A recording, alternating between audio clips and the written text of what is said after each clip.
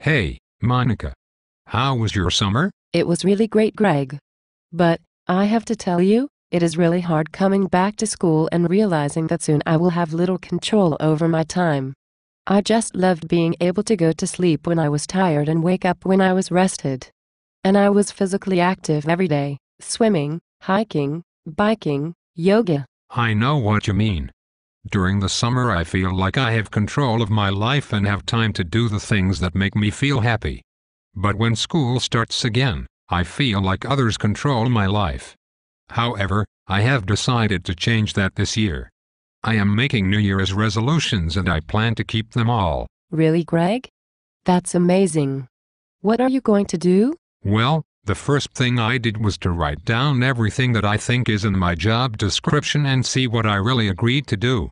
Then, if I feel that a particular task will enhance my sense of well-being and fulfillment, I put a star next to it. Then, I put a down arrow next to those things that I have to do but I don't really enjoy. I also have a list of the things that give meaning to my life, like my relationship with my partner and children. Every morning when I wake up, I will look at my list of things to do that day and make sure that the stars outnumber the down arrows. After all, we all have to do some things we don't really enjoy, but on balance the stars should outweigh the down arrows. So for instance, what would go in your star column and what in your down arrow column? Can you really control it all that much? I hope so. I really plan to try and make it work. My star column would include things like prepping for and teaching my classes. My down arrow would be grading papers and writing reports. My star would be thinking about strategies for my team and coaching them. My down arrow would be library duty and dorm duty. But I'm also going to try to figure out a way to make the negative things more positive. Like trying to grade papers during library duty and also spending time chatting with kids and getting to know them better when I'm on dorm duty. Quietly, of course. I love working with the kids, but I don't love enforcing the rules, so I will try to balance that with positive interactions with them. For some of the down arrows, it is just a matter of trying to look at it differently and freshen it up a bit with some new ideas. I admire your resolve.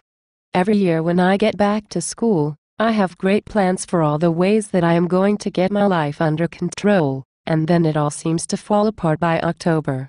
I will plan to get enough sleep every night and then find myself working till after midnight because I couldn't get everything done during the day.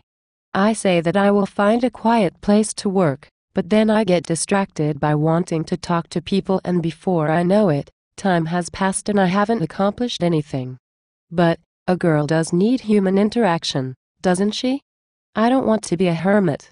And also, kids always seem to need to talk with me after check-in. So too many nights, I stay up late listening to their problems.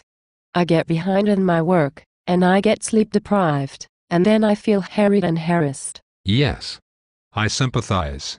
Those are all legitimate distractions, but I have resolved to not give in to them this year.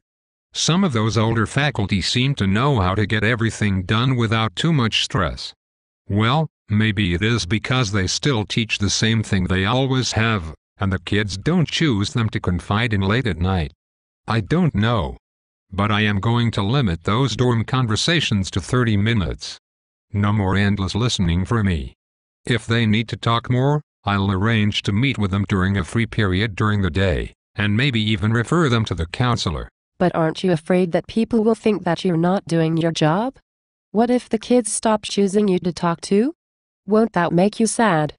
After all, we are here for the kids, aren't we? Of course we are here for the kids, but we also have to take care of ourselves.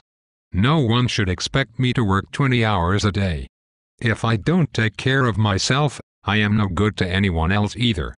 I have had too many vacations start with me being sick for the first week because I did not take care of myself during term. And by February, some years, I just want to quit. What I am trying to do this year is pace myself so that I do not use up all my reserves in the first month. On nights when I'm not on duty, I'm going to go to bed at 10 o'clock and get up at 6. I will do the stretching and conditioning exercises with my team every day, and I will make sure that I have at least half an hour every day just to sit and listen quietly to music. Of course, I will plan time into every day to spend with my family and really focus on them. Maybe it will work, and maybe it will not, but I'm going to give it a good try. Maybe you should think about doing this too. Well, Greg, you certainly have given me something to think about. I wonder what I can do.